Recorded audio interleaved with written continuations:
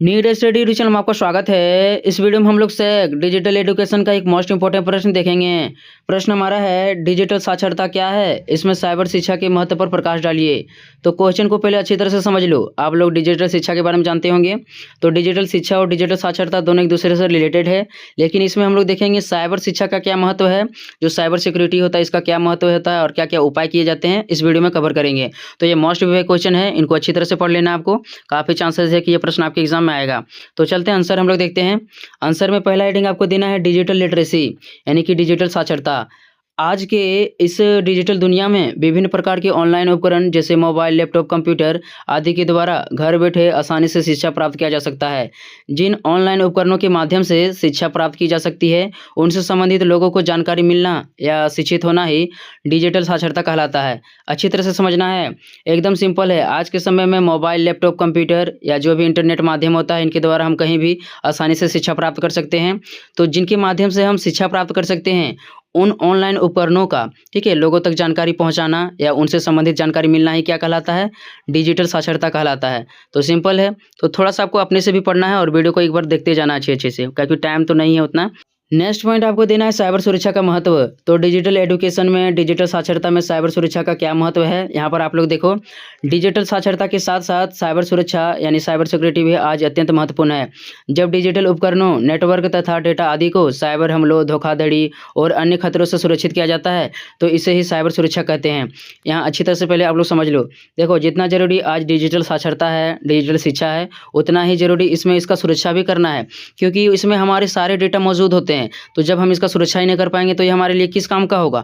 तो आज के समय में जितना जरूरी डिजिटल साक्षरता होता है, उतना ही जरूरी इसका सुरक्षा करना भी जरूरी है। जब हम क्या करते हैं, विभिन्न प्रकार के इंटरनेट माध्यम, नेटवर्क, डेटा आदि को साइबर हमलों से सुरक्षित करते हैं, तो इसे ही साइबर सुरक्षा कहा जाता है। इसके कई महत्व होते हैं डिजिटल एजुकेशन में, डिजिटल साक्षरता में। तो चलते हैं हम लोग इसके महत्व को देखते हैं। फर्स्ट पॉइंट आपको क्या देना है, डेटा की सुरक्षा। यहाँ आप लोग देखो, फर्स्ट पॉइंट क्या देना है, डेटा की सुरक्षा। विभिन्न प्रकार के ऑनलाइन प्लेटफॉर्म्स पर हमारी व्यक्तिगत जानकारी जैसे नाम, पता, ईमेल, फ़ोन नंबर आदि मौजूद होती है, जिनका साइबर सुरक्षा के अभाव में गलत उपयोग किया जा सकता है। तो आज के समय में जो आप उपयोग कर रहे हो, चाहे मोबाइल हो, लैपटॉप हो, कंप्यूटर हो, चाहे जितने भी ऑनलाइन प्लेटफॉर्म हो, सभी में आप लोग अपना नाम दिए होंगे, पता दिए होंगे, ईमेल दिए होंगे, फ़ोन नंबर सभी मौजूद होता है। तो जब साइबर सुरक्षा रह ही नहीं गा, ठीक है, साइबर सुरक्षा नहीं होगा तो क्या होगा, यह हमारा डेटा लीक हो जाएगा हमसे, मतलब थोड़ा परेशानी होने लगेगा इससे। तो क्या करता है, जो भी हमारा डेटा होता है, साइबर सुरक्षा इनकी हमारी मदद करता है इनको सुरक्षित रखने में। ठीक है, नेक्स्ट देखो आप लोग, अगला दिया हुआ है ऑनलाइन लेन देन की सुरक्षा। ऑनलाइन लेन देन की सुरक्षा, इनको देखो। डिजिटल शिक्षा में ट्यूशन फीस और अन्य भुगतान ऑनलाइन किए जाते हैं। साइबर सुरक्षा वित्तीय धोखाधड़ी और लेन देन की चोरी से बचाती है। देखो, यानी कि यहाँ पर क्या बोला जा रहा है, जब आप क्या करते हो, कहीं पर ट्यूशन पढ़ते हो, तो वहाँ पर आपको ऑनलाइन, आज के समय में ऑनलाइन होता है, तो ऑनलाइन आप फीस जमा कर सकते हो, अन्य कई प्रकार के भुगतान भी होते हैं।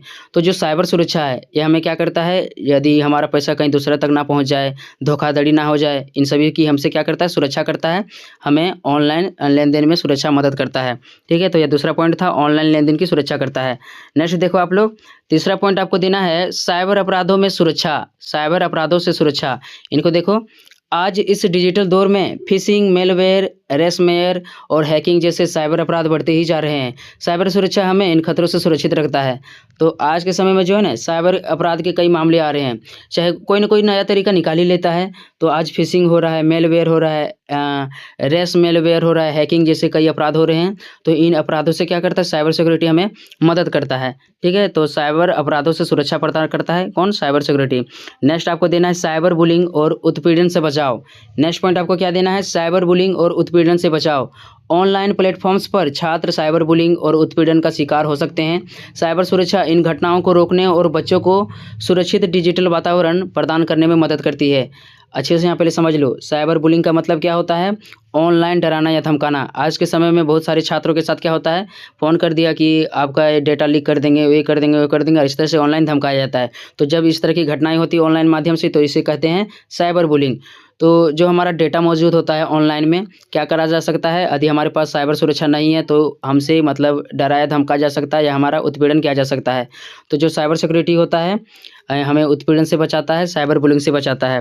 नेक्स्ट देखो आप लोग, नेक्स्ट पॉइंट आपको देना है राष्ट्रीय सुरक्षा। मोस्ट इंपॉर्टेंट पॉइंट है, ध्यान से सुनिएगा।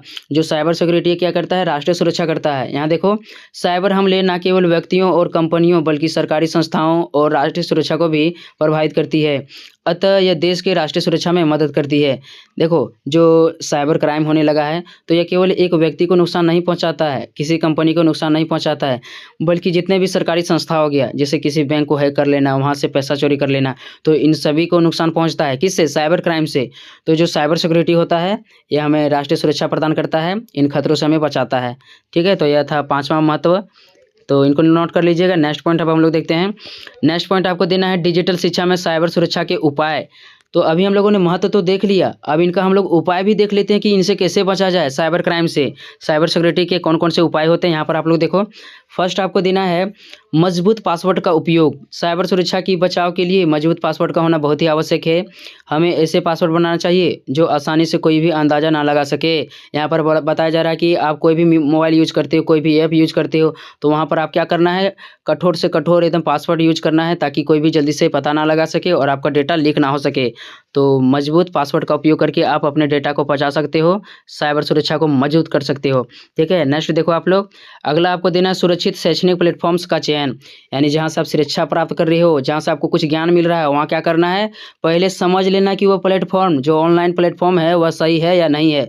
तो क्या करेगा, सुरक्षित शैक्षणिक प्लेटफॉर्म का चयन, यानी कि ऑनलाइन शिक्षा प्राप्त करने से पहले हमें विभिन्न प्रकार के शैक्षणिक प्लेटफॉर्म्स की जांच कर लेनी चाहिए। केवल प्रमाणित और सुरक्षित ई लर्निंग पोर्टल्स का ही उपयोग करना चाहिए। आज के समय में बहुत सारे ऐसे वेबसाइट्स हैं, पोर्टल्स हैं, जहाँ पर धोखाधड़ी होता है।